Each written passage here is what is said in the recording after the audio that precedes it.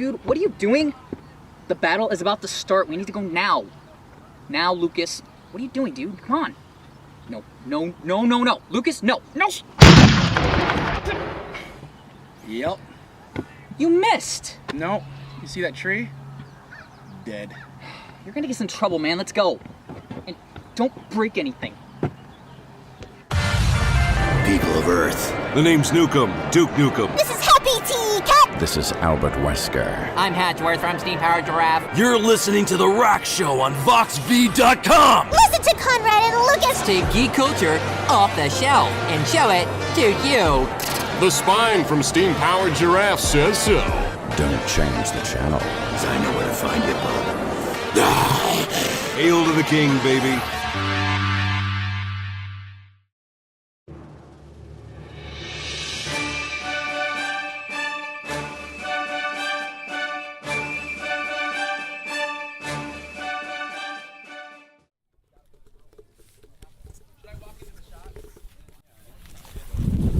Grand unveiling. I'm ready to go beat some British. Ooh, fancy. Hello, I'm Conrad. I'm Lucas. And this is Season 3, Episode 10 of The Rack Show, which you can watch on VoxVii's YouTube channel, VoxVii.com. You can also follow us on Instagram and Twitter, VoxVii, all one word. Yeah, we're here at Fort Meigs in Ohio. Or Meigs, depending on who you talk to. Oh, is it? Yeah, actually, I just got done talking to this gentleman right here. It's Meigs. Meigs, yep. Meigs. Okay, Fort Meigs in Ohio. We are here for the War of 1812 reenactment. That's the first siege of Fort Meigs. That's why we have soldiers here in costume. It's really cool. As you watch, you'll see the B-roll here of all the cool stuff that's happening. And we're outside, which is different for us. We'll get into my gear in a little bit. Corey's dad, actually, Lieutenant Milton, helped dress me, so we'll talk about that in a few. Right now, we're going to talk to this gentleman right here. This is Major Marty Land. Hello. Hello. And first off, tell us a little bit about Fort Meigs. First off, it's not Meigs, it's Meigs. Yeah? Well, I guess it depends on who you talk to. Well, I talked to you. I've always used Fort Meigs. I've always used Fort Meigs.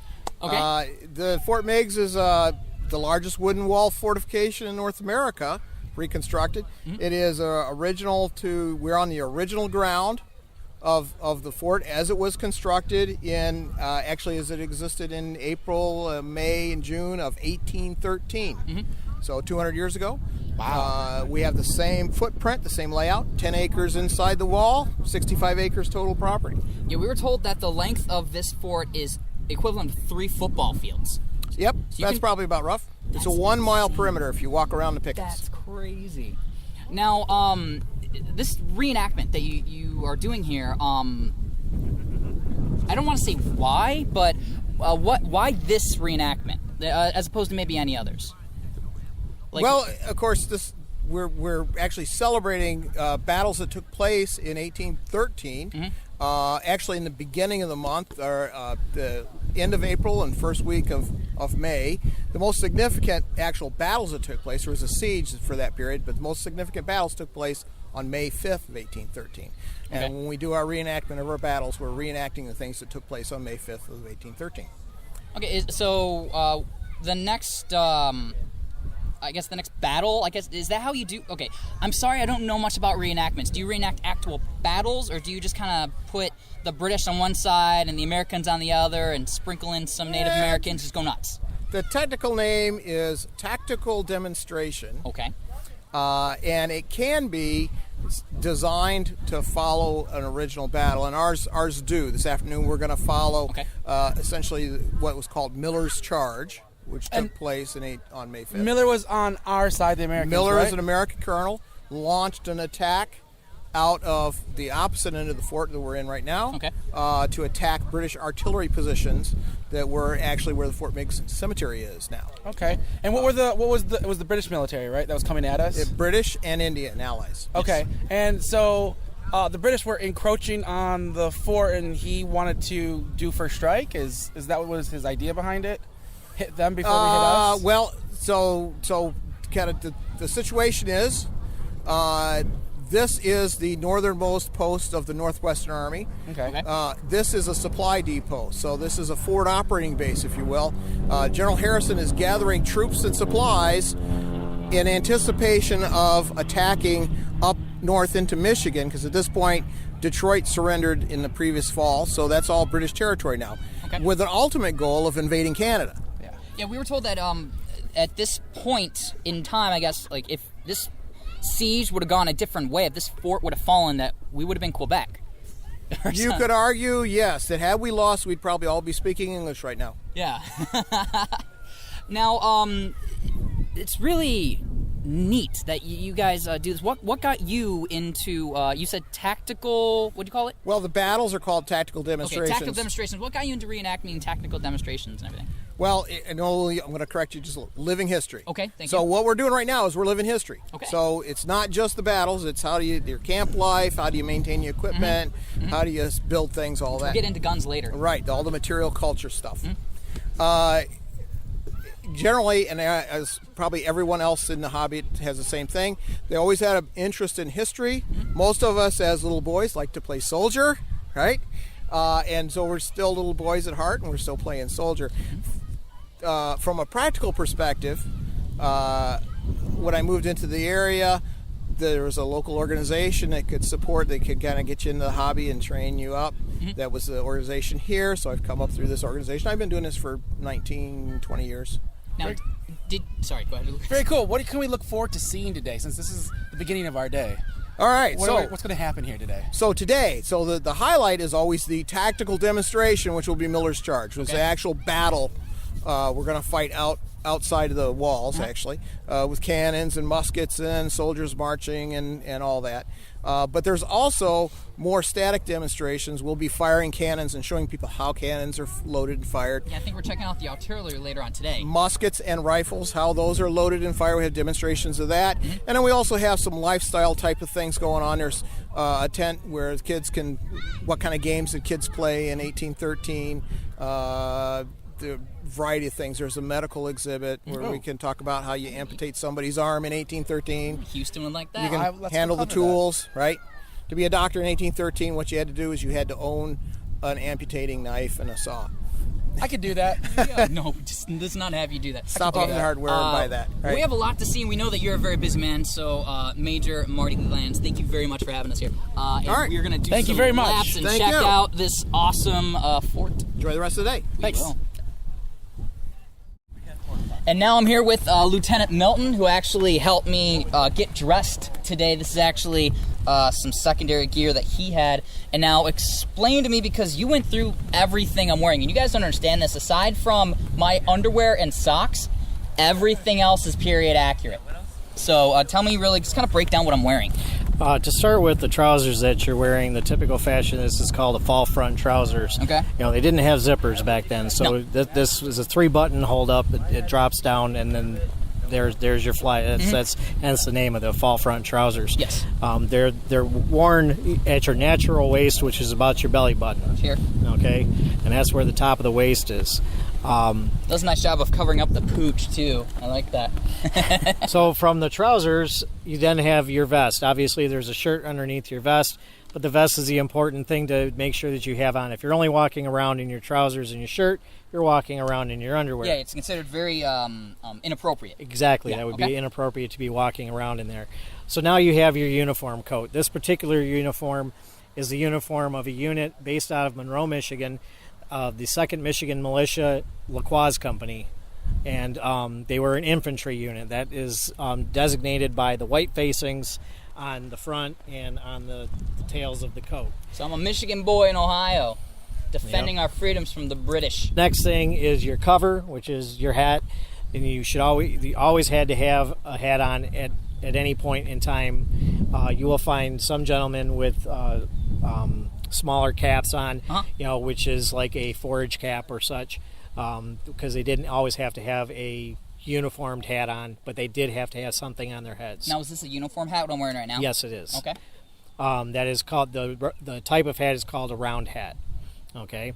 The other thing that's part of the uniform is this leather neck stock, which is normally worn much tighter around the neck, and that was mostly designed to keep the soldiers' heads up straight. Oh, really? Okay. So it was a posture thing? It was more of a posture thing. It started as a forethought of a protection thing against dragoon sabers, but it became more of a posture thing because you wanted the soldiers to be standing upright and paying attention, not slouching and falling asleep. Okay. So now you have your equipment. Yes. Okay. So which is awesome, by the way. So your equipment, you have for your musket, you have a Charleville musket. This is a smoothbore musket. It handles a 60 caliber round ball. Mm-hmm. Generally, a full field charge is 100 grains of powder, and a 60 caliber round ball. And this got some heft to it too. This thing ain't messing around. Now you have, in order to load that, you have a cartridge box, and you have your cartridges are all inside a wooden block, so as to protect it. If anything, where a spark were to get in there, or have a problem, and all those cartridges exploded, it's confined enough. Yeah. So you're basically a walking grenade. It still is dangerous. Yes. No doubt. Okay, and then you have your bayonet. The bayonet is used at the very last resort, when you run out of ammo, which then fits onto the end of the musket, locks in place, and that's your killing machine. Again, don't point a gun at anything unless you want it to die. Same thing when it has a knife on the end of it. Okay, so that's your bayonet. And then in a worst case scenario, you lose your musket. Be careful with that. Okay. You lose your musket. You lose your bayonet.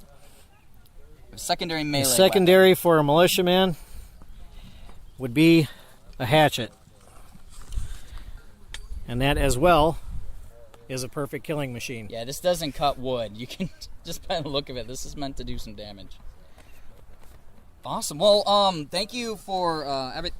And I don't know if you guys can tell or not, but this is all made with like material and in the way that it would have been in 1812. Like my boots are not pretty. They are meant to cover my feet. That's what they're meant to do. So thank you, Lieutenant Milton, for the rundown of this awesome outfit that I get to wear for the rest of the day here at Fort Meigs. Appreciate it. You're very welcome. Oh wait, do I have to salute? Hang on. Proper salute would be to touch your hand to your hat. Yes. Okay, I'm finally really glad to sit down because this stuff is deceivingly heavy. Lieutenant Milton, sitting in front of your own tent, sir. Thank you for taking the time out of the battle, or the siege, I guess, for us. Not a problem. We're going to go through a couple of questions because this is completely new to me and Conrad. We've never done living history or reenacting, aside from tactical fantasy LARP. Yeah. Completely different. These tents, though, I have a question. I see what you guys don't see is behind the camera right now. There is literally a tent village of all these little canvas white. Is it canvas? Yes, sir. Canvas white tents, Which we'll show you. We'll show you in a B shot, right here. Where do you get the tents from? Do you guys have them custom made, or? We have vendors that sell them. There's some people that are crafty enough and have made their own tents. With industrial sewing machines. I've purchased mine. There's two standard tent companies. There's Panther Primitives and Tent Masters that most of us go to and purchase our tents. So. Was there a basic tent that they used, or did every soldier have their own type of tent? The infantry, or the enlisted, we'll put it that way, the enlisted man, they slept in a standard wedge tent. Which is the triangle. The one Correct. we see over here. It was typically sized 7 foot deep by 6 feet wide. Okay, and those tents slept anywhere from 3 to 6 men at one time. Wow, okay. That's insane. Or one Lucas. So that was a standard tent for the enlisted. And then the officers, as you get into company officers may have stayed also in a wedge. Some would stay in a wall tent similar to mine. And then as you get into your field grade officers, they would have ones that are like next to us, which is a marquee style, or again, into a bigger and deeper wall tent. And you are an officer, so you have your I am a tent to lieutenant. yourself. Yes, I have my own tent to myself. Some officers, some company grade officers may have shared, say with their sergeant major, quite possibly. But very commonly, an officer, if he had enough money, he'd have his own tent, and he would be sleeping on his own. Yes. Did he carry himself then? Because these things don't look light at all. When you roll them up, they look pretty heavy. When everything was brought in, everything was wagoned in. Okay. So all the gear was wagoned in, and officers did not set up their own tents. That was all done by the enlisted. They once their gear was there, then of course they would arrange their things as they saw fit, because then that became their home. Okay. So you're basically arranging your home as you would when you move into a new home. You set things where you want them. So Now this is canvas. It's not really waterproof though. we do waterproof them, but there was a method of waterproofing. It was what they would do is they would stretch the canvas, and what they call boat shrunk, as they would stretch it over large sections of wood. In factories they would do this, and then they would wet it down, and then they would put it outside, and it would the sun by heat would shrink the fibers, and that boat shrinking actually makes it waterproof. So it made it harder for the water to get through. I'm not going to say it's waterproof. It's water resistant. It's water resistant. Okay. Yes, exactly. That's a cool. They didn't use any chemicals or fat or I don't know what else would water. I'll be honest with you, bear grease was used for many things. Really? And waterproofing on your boots and stuff like that.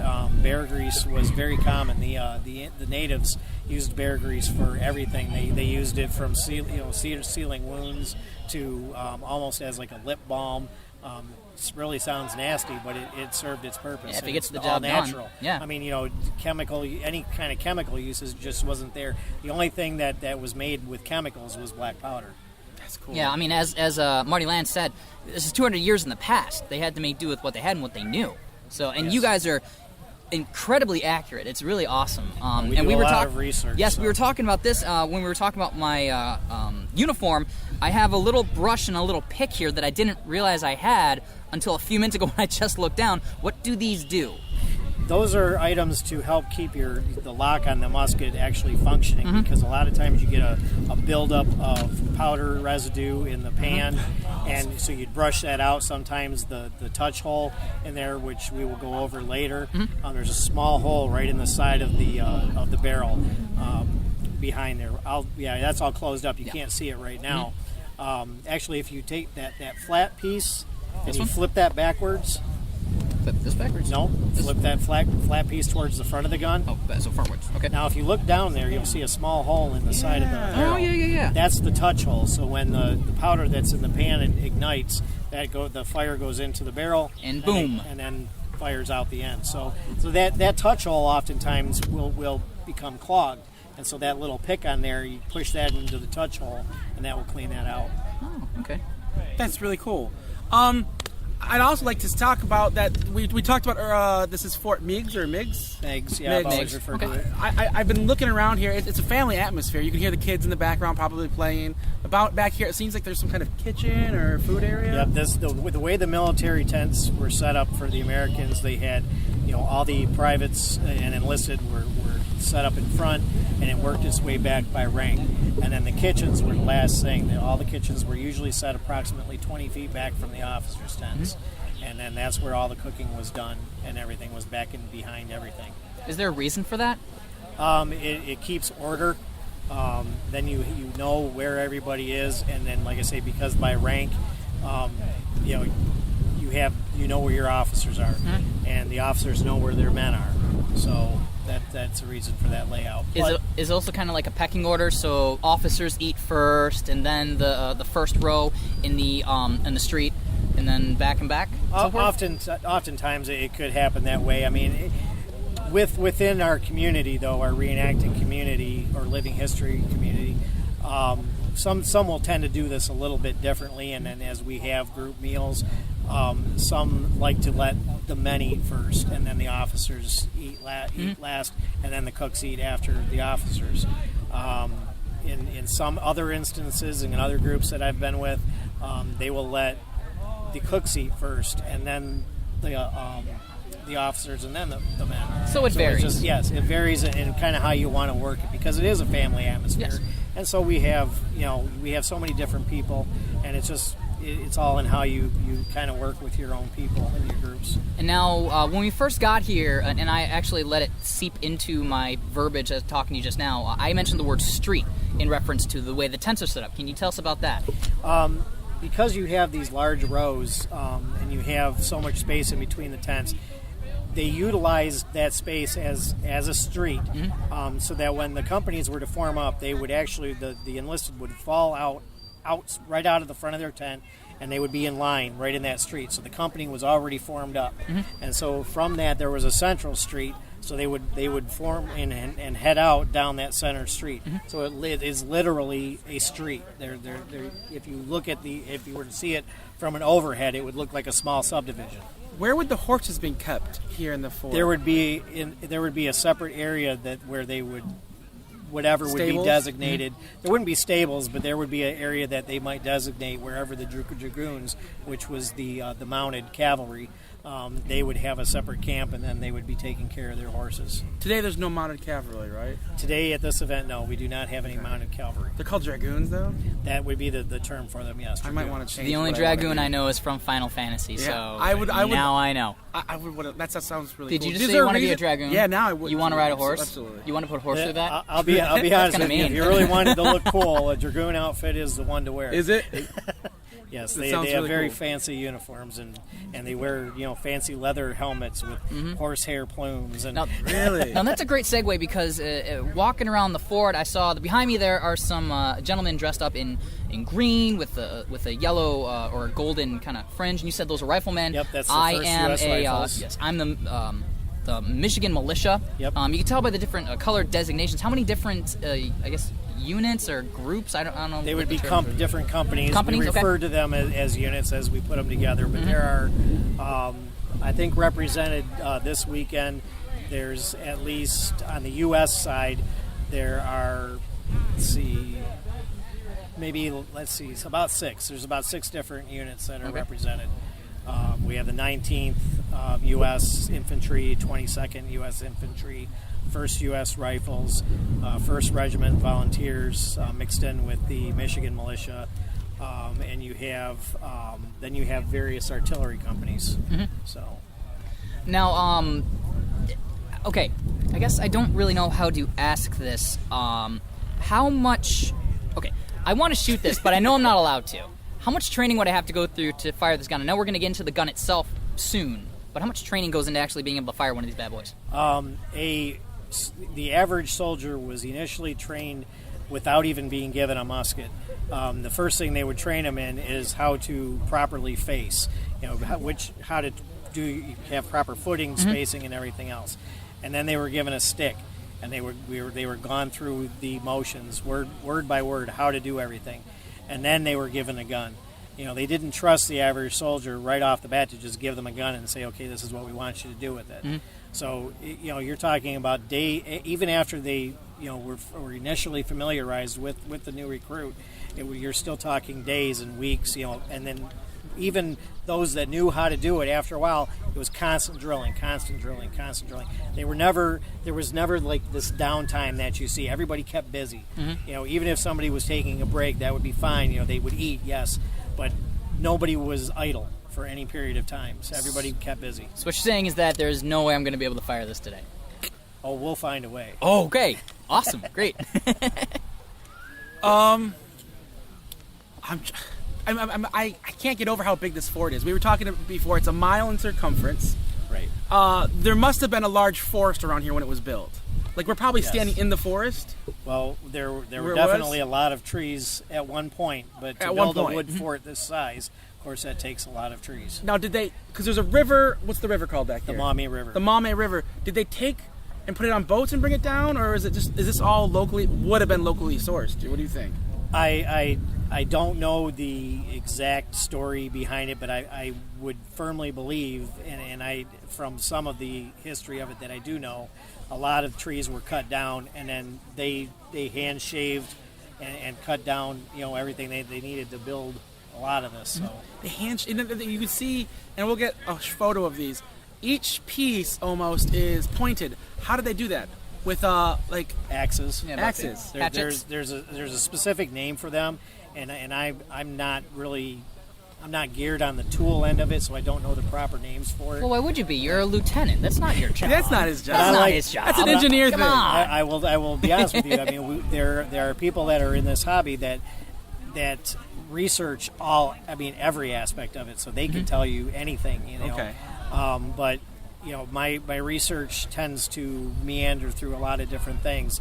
But when I get focused on one thing, I kind of focus on one thing. So, what is your favorite thing here? As part of what's it called? Living history. Living history. Being a part of something that has actually happened. That's cool. I do really enjoy history, and as I've gotten to learn more, and on top of it, this site in particular, I used to come to this site when I was a kid. There was a camp that was just down the road that's not there anymore, but I went to that like every year for probably about 7 years or better, and we always stopped here because it was on the way, and it has since grown. As far as the things that they've done to it. That visitor center that you came in through this was not even here when I. Beautiful. Yeah, it's visitor gorgeous. Center. In fact, you used to come in through a main gate and you paid your ticket at a little blue wood booth, and then that was it. There was no visitor center. So it was a joy to when I got into the hobby about 27 years ago and started doing War of 1812. I said, well, do you do any events at Fort Meigs? And they said, oh yeah, all the time. Man, that's cool. Now, how long have they been reenacting the first siege of Fort Meigs? I of course it's here don't. because it's Fort Meigs, Lucas. They wouldn't reenact the first siege of Fort Meigs anywhere else. I don't know how long they've been doing this event the way they've been doing it, but certainly as long as I've been in the hobby, they've been doing it. Which was 27 years. Well, as long as I've been doing 1812, so we'll cut that back to about 20 years. Okay. So, we're going to be looking at cannons later. There's different types of cannons, right? yes. And I'm looking at these two. Those are. I want to say 8-pounders. I will direct you to the person later on that knows more about artillery than I know. What would a cannon guy be called? What would that position be called? An artillerist. Artillerist. Okay. Hard And to say. a horse Probably even harder to person do. It's called a dragoon. Yep. Wouldn't be a rifleman because he doesn't really have a rifle. No, right? he has a musket. infantry. Infantry. And these are smooth bore, right? That is a smooth bore musket, yes. Versus a rifle. A rifle is rifled inside, allowing for more. It's right. Got a rifle boring. There, you'll see a little bit more. Yep. And on that, but yeah, it will Mm-hmm. kind of like it has better accuracy. You'll notice that the barrel is a lot thicker. It's also shaped differently as well. So very cool. Now, even though I'm from a different unit, you're my boss for the most. Like, I have to take orders from you. You would not take orders from me. But could you give me orders? I cannot give you orders. Oh, really? Really? I didn't know that. Okay. I would give orders to your company commander, who Okay. would then pass those orders along to his first sergeant, and his first sergeant would then give you the order. And be like, Private Reed, go sit on the wooden horse for laying down your musket while you took a whiz. Do we have a wooden horse here today? I believe it's either Blockhouse 3 or 4. Not it. Yes, Nose there goes. is Can one. Nose goes. Can we use it, or is it usable? I don't think that they allow anybody to sit good. on I it. think Chris. This sounds I think terrible. you should sit on it. No. It is terribly uncomfortable, yes. For the sake of research, man. Oh, yeah. No. I want to say thank you for sitting with us today. I'm excited to see the rest of this. Yes. This is past my expectations. I've already been here. We've been here 2 hours. Ish. Picking up footage here and there. Mm-hmm. I'm really excited to see the cannons coming up. We're going to talk about the muskets and rifles coming up. So stay tuned. We'll be right back after these messages. We don't have messages. Okay. So, no.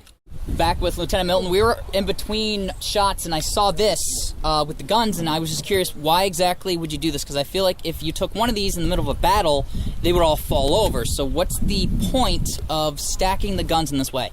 Well, at this point, in this kind of a situation, the fort is in garrison. So when they stack arms like this is the proper way for them to have their muskets at the ready. If there was, when something were to happen and they were called to arms, the companies are formed rather quickly, and they would all be getting to their weapons, and together they would take their weapons So it's apart. simultaneous. Yes, it's very simultaneous. When they're called to arms, nobody is moseying about and getting to anything in a easy time. It is all a lot of moving. Everybody's running, so it's going to happen. Now, mind you, if somebody's not there and it drops, it's really not an issue. I mean, it's they have to get to their posts and they have to be ready to go. Okay. But in garrison, when they're drilling, this is the proper way. And then the company will form on their company streets. And then when they're ready to actually form in line, each man will walk to his musket, and they will take their muskets away, and they will have them. So this is the proper storage method while in a garrison situation. Okay, why this way and why not just lying on the tent next to you? Wouldn't it be quicker just to have it at your tent or wherever you are on the ground? You would never lay your musket on the ground. Why not? If you laid your musket on the ground, it's subject to moisture, rust, and disrepair. Oh, okay. And if an officer or even an NCO caught you with your musket on the ground, you would probably be brought up on charges. Wow. What kind of punishment would you be seeing for improper storage, I guess, of a firearm? Quite possibly you would be sentenced to a day or two riding the wooden horse, which is a very uncomfortable thing that you will find as you walk around and you get to Blockhouse 4. Okay. You will find ones outside. It kind of looks like a little doghouse, but you would be sat there on top of this right at the peak, and you would have heavy weights chained to your legs and your arms. Wow. Okay, so carrying my gun. I'm not doing that. Now, is that one of the reasons why these musket bottoms are shaped this way in this what do you call it? That is a metal butt plate. And that's specifically to set on the ground. It's just part of the gun design. These muskets, as I said, is a Charleville. Mm-hmm. These particular muskets were common issue to the U.S. Army and designed after the French muskets. Mm-hmm. So it's even if when they were made in the Springfield Armory, they were still called Charleville muskets because it was designed right after the Charleville. So it's a musket design. Nowadays modern guns have a more padded, it's a butt end. I mean, this is the butt of the gun. Yeah. It's if you've ever heard the phrase lock, stock, and barrel, that actually refers to all the parts of the gun. You have on this musket, you have the lock, the stock, and the barrel. Those are all the parts of the gun. So when you have it all, you have everything lock, stock, and barrel. Okay, then. All right, thank you. And I promise not to play with this gun like it's a toy, because obviously guns are not toys. Nope, that gun has been live fired. I have shot live really? rounds out of that. I didn't know it actually worked. Well, we're in a reenactment, of course it works. Everything here works. It is a I guess fully that makes a weird functional amount of weapon. sense. Okay, then I will treat it with the utmost respect. Thank you. Thank you. So we looked in your tent here because that's where we're actually putting some of that. It's actually where I got the change into my outfit. You got the change in there. Uniform. There is a lot of stuff I wouldn't think that would be in a tent, especially if you're in the middle of a war. You have like a wood table. You have a writing kit that's made out of wood. Writing desk. You have a journal. You have some chairs. I think that's a hat stool. No, I keep my hat on that stool. Okay, I didn't know if that was made. I kept for calling that. it a hat chair. I'm like that. It looks like it was made for. But where does this stuff come from? Yeah. Like, you're not carrying this if you're a. No, again, a lot of stuff would be wagoned in. Okay. And so, the officers' kits would be, in like either a separate wagon or certainly stored in a separate area on the wagon or whatever. You're talking about a lot of wagons. Yes. Okay. And so the reason that I bring a lot of this stuff with me is that officers had to take notes. They had to keep track of their men, so they had things like that. They had a small table as a writing desk, and they would have a place to keep that. They had what were called field boxes as well, which they would have journals. They would have writing utensils in there, maps, and so forth. So I carry the minimum of what I need to have. I don't overpack. So, this is about right? What I have is about right, and then I have, my bed. So, that's, I stay on top of for what I'm portraying, what would I have? Yeah, what would a lieutenant during the War of 1812 actually have in his tent? What would he need? What would he leave behind? What would be too much? What would be too little? Right, and of course, just as a lieutenant is a really broad range because the lieutenant rank could be assigned to about anybody, so it just depends on really what your job is. This weekend, my job is as adjutant, so I answer directly to the commander of the Army. Mm-hmm. So if I'm doing, full adjutant's duties, I'm like a glorified secretary. So I'm having to keep track of when the troops are getting on the field, when they're ready to form up to head out. If we know an attack is coming, it's like I'm the one to make sure that they get called to order. Things like that. So, I have a very busy job. It really is my job to make sure that the commander's job is very minimal. And it's also then my job to make sure that the company commander's jobs are more busy, and so on and so forth, so that the person who really has the most work are the NCOs, the non-commissioned officers, the sergeants and first sergeants. A lot of this stuff nowadays is all, you can pretty much put this in a smartphone. Yeah, absolutely. Your writing stuff, your communications, your maps. Your bed. What is the highest? Your bed. What is the highest rank here? That would be in the fort. General William Henry Harrison was the one that actually started this location. Okay. So he, as I stated, he was a general. Okay, and right under that would be what position? It all depended on at the time, because I don't know enough of the history to know, and I should, but I don't, to know exactly some of them that served under him. But there were majors. A major usually holds a position of a battalion commander. Then you have captains who at that rank usually hold the position of a company commander. Lieutenants are usually adjutants, ADCs, aide-de-camp, and then you have first sergeants and corporals down to private. I would like to be a high-ranking officer. I bet you would. That's. I feel like that's the lifestyle. Since they are supposed to do the least amount of work. But there are a couple of things on that.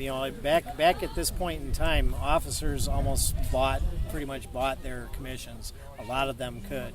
If you had the money to do it, and you were a good, even if you were a minimal politician, you could buy your way into an officer's position, as far as like the generals and stuff like that go. Very cool.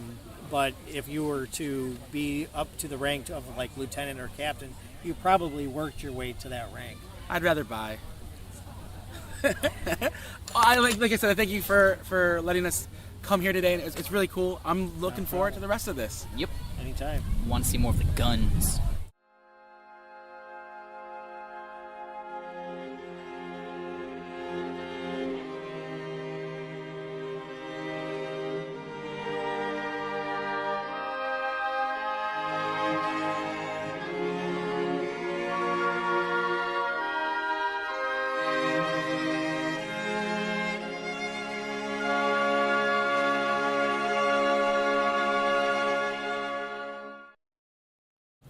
Hi, I'm here with Miss Annette in the kitchen, or what was the kitchen. We're here at the end of the day, so the fire is still warm over here. But we're here to talk about the food that they were eating in, is it 1812, 1813s, right? That's 1812, 1813 is the time of the fort, is 1813.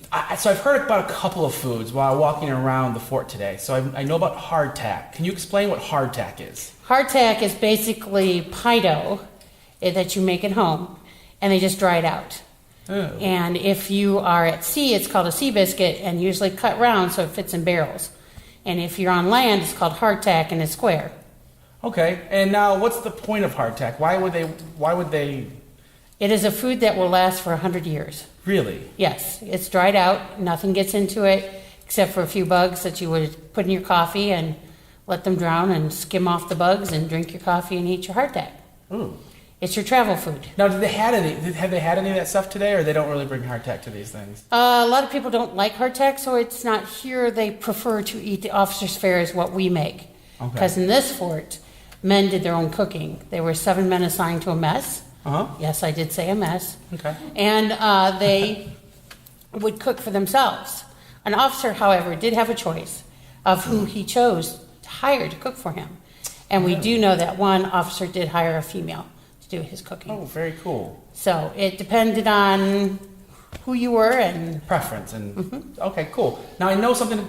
I heard somebody talk about salted pork. What is salted pork? You take pork and you salt it. You put it in brine water, and that's how meat was transported, in brine water. Because it would be preserved. Preserved. However, you had unscrupulous merchants that would drain the brine water, bring the pork meat with no brine in it, refill the barrels before it was delivered, so lots of times the meat was rotted by the time it arrived. Why would they do that? Because imagine carrying a whole bucket or a whole barrel of meat and water compared to no water and just the meat. Gotcha. Okay. That makes sense. Those bad merchants.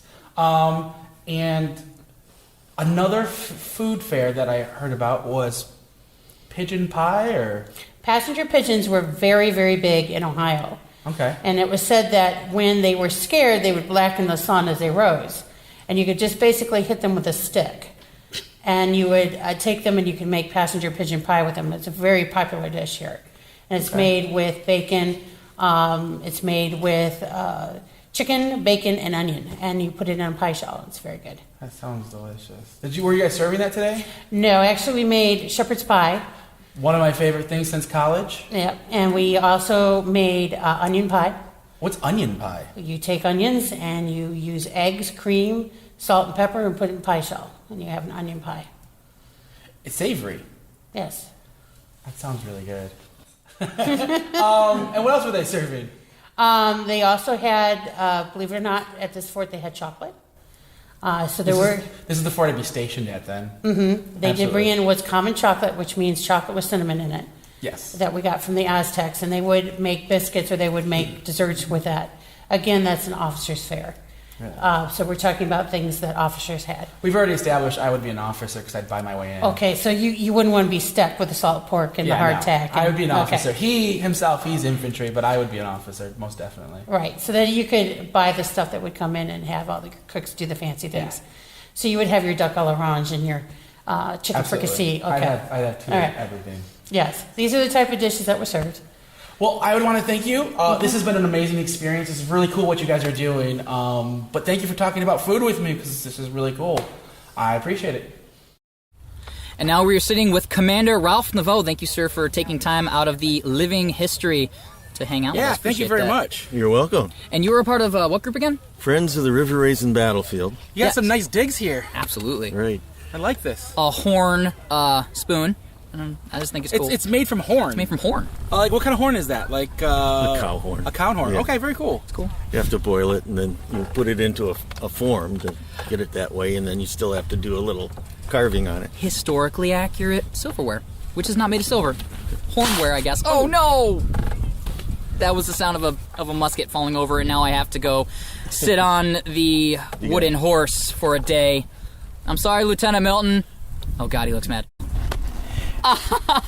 3 days. I didn't mean to drop your gun. I told you, you don't drop my gun. I thought this was a reenactment. Wooden horse. How can you actually get away with punching me like this? 3 days. Okay. Friends of the River Raisin. Tell us more about the group. Well, it was organized to support the River Raisin Battlefield, which has recently become a national park. Oh, really? Okay. And we do a lot of fundraising and put on living history programs at the battlefield. Now, I've never done this before. I know I'm dressed very impressively, which is not. I had nothing to do with this. I was just here. How can somebody who is interested in living history get involved if they've never done it before? Well, the best thing is to do what you just did. Come to one of the sites, talk to the people. Sometimes we can suit you up and bring you in. But there's quite a bit of training that has to be done, especially handling the firearms. Yeah, I bet. And you can talk to all the groups here. They're all from different places. Find one that you think's pretty neat. You're dressed as actually part of our group, which we sponsor Lacroix's company. Okay. Captain Hubert Lacroix was the first person to volunteer for the war out of Monroe County. It was called the River Raisin back then. Okay. And you're in the 2nd Michigan Militia, which we can tell because of the cut of your coat and the white trim to it. Yeah, look at that. I'm playing for the home team.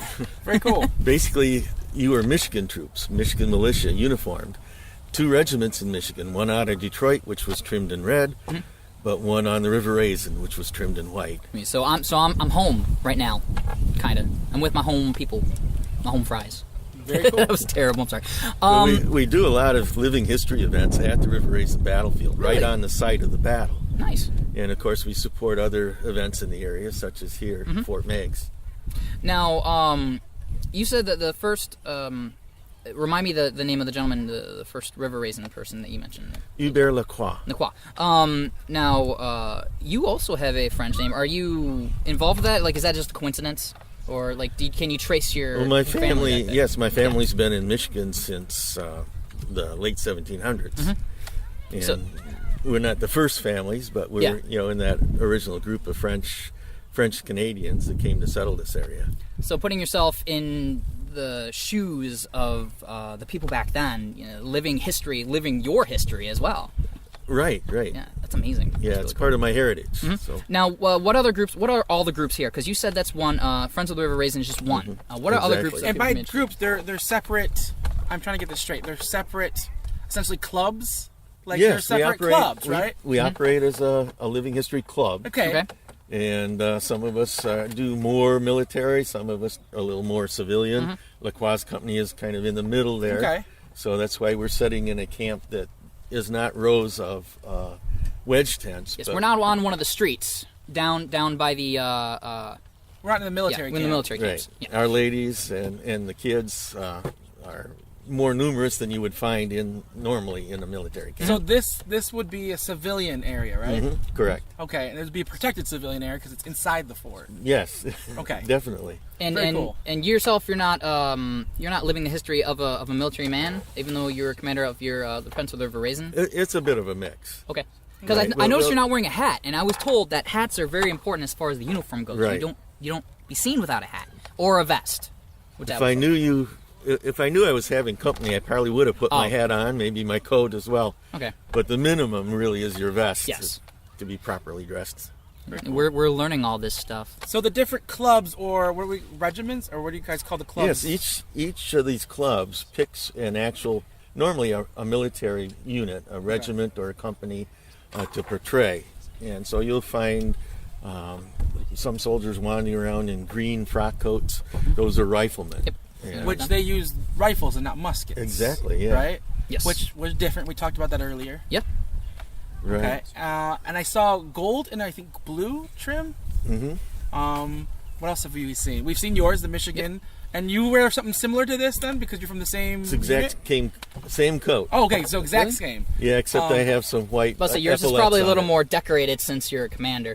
Who we haven't seen yet are the British, obviously, because we're actually inside Fort Meigs, and we're not going to see any of them in here. Really? We haven't seen any British today? Not that I've seen. Oh, cool. There are a few around. Yeah. You gotta There are a few kinda We haven't look- seen them inside here. You kind of have to scout them out. But thank you very much, Commander, for being with us. We really appreciate it. You wrote a book. I did. Yes, please tell us about that. We would love to plug your book. It's called Invaded on All Sides, and it's available here in the gift shop as well as the River Raisin Battlefield. Okay. And you can even get it online at our website, which is riverraisinbattlefield.org. Very cool. riverraisinbattlefield.org. It's one of the biggest battles ever fought in what is today Michigan. So if you're a Michigan history buff, definitely check it out. It's a on the must-have. website. You'll probably see it below us right now. If not, check out the links in the description on YouTube. Okay, thank you. You're welcome. Come back in uniform again, and we'll put you in the service. Everybody's trying to recruit We're me. always recruiting. These are the motions for loading and firing. Okay.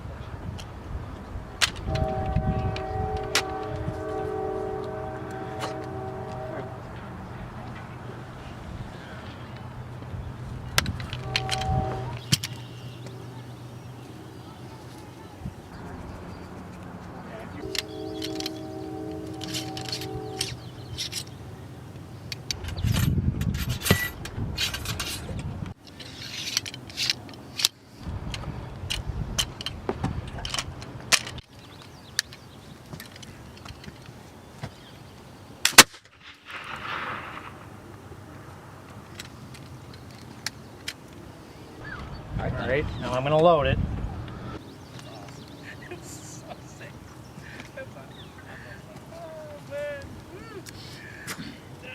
I'm not going to look nearly as cool doing this.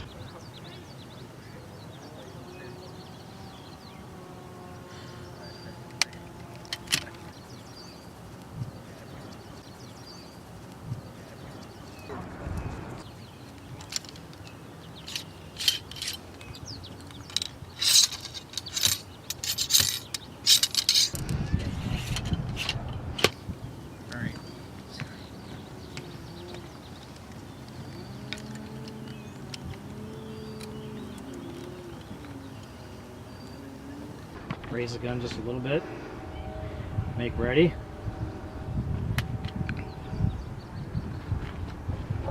Fire.